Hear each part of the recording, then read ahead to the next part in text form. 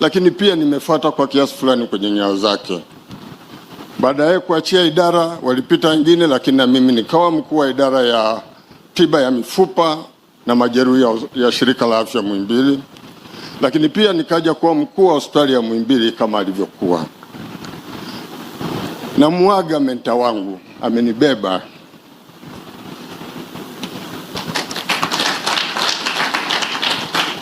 mpaka hapa nilipofika.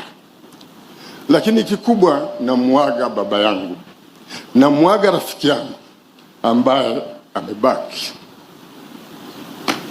alibaki mpaka siku yake ya mwisho. Lakini nina furaha sana, Profesa Sarungi alitumia kipaji alichompa Mwenyezi Mungu, na tunachojifunza kutoka kwake, tutumie vipaji tunavyopewa na Mwenyezi Mungu kutoa huduma pale tulipo kama inavyotakiwa. Hili ndio fundisho